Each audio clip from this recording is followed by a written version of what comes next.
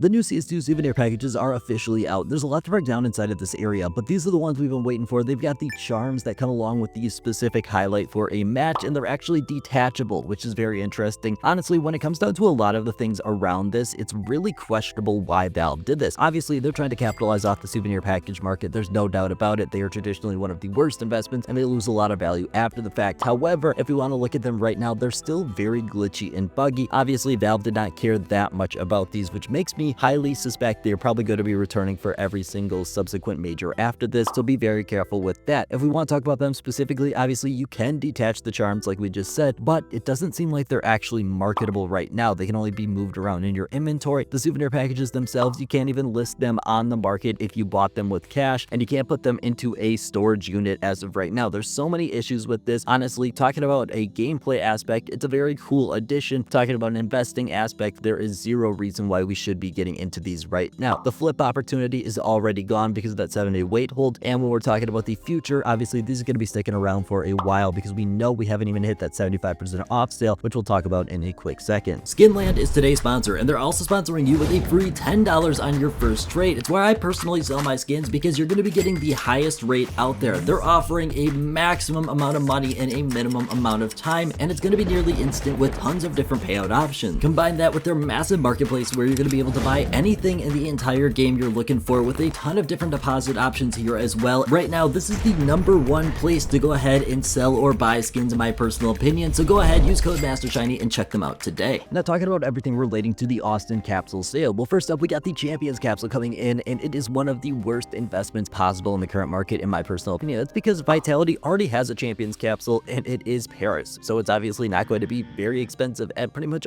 all during its lifetime, and honestly, I don't think Austin's going to be too much different here. However, we've got some pretty interesting things. First up, Season 2 is going to be ending on July 14th. And if that date sounds significant, that's because that's the day that we've got our limited edition item right here, the XM1014, going out of the Armory. We're going to connect all these in a little bit, but it's obvious that Valve is going to be dropping a pretty significant update that day, and I think it's very likely that it's going to be that 75% off sale included in that as well. It's the usual timeline. It's the way everything usually wraps up, and as long as we see an update around July 14th, because there's no guarantee it's going to be actually on July 14th with Valve, this is almost guaranteed to be what we see happening. Now, some people have really been looking into this, asking the question, are we going to be receiving a major update to come along with this? Because if we want to look at the last time we saw a limited edition item come into the game, it was for the end of March, and we saw a lot of changes. First up, we saw Ascent, Boreal, and Radiant. Those are the brand new collections that we're being able to get actively dropped. Very interesting and obviously very impactful for the overall investing scene. Then we've got obviously the brand new Armory update, where we've got the Train 2025 collection, we got the Fever Case, and then we got that XM1014, along with some other smaller, more game-like updates. It's obviously a big change that Valve made during this time, and when we look back on it, I don't think it's necessarily guaranteed to repeat right here. Obviously, this was the first change that we saw for the Armory, and the Armory was introduced a long while beforehand. If you gotta remember, it wasn't just a couple months. Right now, we're just barely over 3 months because that's the way things have been looking. I don't think it's guaranteed we're gonna be seeing a big update, but it's definitely a possibility, and I'm very looking forward to it. Now, talking about our Austin capsules right here, because if we are receiving a sale in a week, there's a lot of things to break down. First up, the contenders and the challengers are really dominating in this area when it comes to overall value from the capsules. Right now, these are the two that you could potentially make a profit off of when that 75% off sale comes. In my honest opinion, right now, I actually don't think it's that advantageous to try and take advantage of this opportunity because the ROIs are so low all across the board, but it is a possibility. I'm really liking a couple specific stickers inside of these. That's what I'm going to be watching personally. I think there's a lot of opportunity here. It's really going to be coming down to obviously the amount of quantity that is really available. If people are mass buying these, or if they're a little bit more laid back, there is that opportunity there. The autograph capsules, nothing major happening here other than that Legends autograph capsule being one of the worst we've ever seen. This thing is absolutely tanked in price. Completely avoid it at all costs. Then we've got our case market, and oh my gosh, things are going absolutely insane here. First up, starting with the snakebite case, it is on a very significant peak trajectory, which is slightly unfortunate because I think a lot of this growth is actually deserved, but I wouldn't be surprised if we start to see that price drop down at least a fair bit. This thing is moving way too quick. It's approaching $1 at a current price point, which is absolutely insane. Danger Zone, Prisma 1, Prisma 2 in a very good position. These ones are seeing normal levels of growth, and they're all above a $2 price point right now, which is great to see, as obviously we are strong supporters of these cases. The fundamentals are absolutely perfect. However, what we're seeing all across the board is the cheaper rare cases are in a position that is very desirable, and even some of our older rare cases are still in a really good position. Overall, people are really coming into the rare case market right now, which is really good. Obviously, we're seeing strong unboxing numbers. We're seeing very influential people opening up a lot of cases, and the perfect part about this is we're making profit off of every single one that goes out. The fundamentals show cases are not sustainable, especially these rare ones, and we're going to be able to make a massive profit if we haven't already. I mean, obviously, I've made a lot of money off rare cases just because we know the exact trajectory they're going to be following. I highly suggest you check out the rare case market. It's one of my favorites, and it is definitely going to be on a very significant trajectory moving forward, as it has been in the past. Now, one area that's been an absolute sleeper of an investment is going to be the agent market. Some people have tapped in, but if we want to look at the past month or a couple months for some of these, we can see some pretty massive and absolutely insane profit. Some of these agents are up 50 to 100% in the past month and doubling or tripling over an extended period of time. This is a crazy amount of profit. Agents are a little bit interesting because obviously they are not created or destroyed. There's a set amount of them, and because we have not seen an operation, this set amount has become more and more desirable over time. It's a very interesting area. It's one that I would highly suggest you stay a little bit skeptical of, because agents, once again, are not consumable items. I really like consumable items, but they could be the perfect investment for you. And obviously, if you want to look at the growth, some of these things have already exploded, and we're seeing it all across the board. Agents are really in demand right now, which is very interesting. Now, we talked about it a little bit before, but some people are really leaning towards a potential Armory change, and there is that possibility. We don't know what Valve is going to be doing. If we want to look at our current ROIs, nothing is really super impressive, but we're seeing everything creep back closer to 100%. The Train 2025 collection was in the 60s, now it's in the 80s. That's a very significant change because it shows that overall the Armory interest is really lacking. Valve made $125 million off of this, and now it seems like it's really slowed down. I think it is a possibility that some brand new things could be coming in here outside of just a limited edition item. If so, obviously, you know me, I'm going to be looking at those stickers. If they are exchanged out or changed out or whatever, that is a huge opportunity. I'm definitely going to be throwing some money in that direction. I also think the charms are one that are a little bit of a sleeper right now. They're not one that I would throw a lot of investment into because they are, once again, not created or destroyed. But honestly, any Armory item that gets fully removed and we know is going to be staying out of the Armory could be a huge potential for profit. Obviously, discontinued items are where a lot of profit can be made, and we're going to be looking at that for everything here for the Armory. Now, what are the most important key takeaways? First up, the CS2 market cap is continuing to rise. We're at $5.1 billion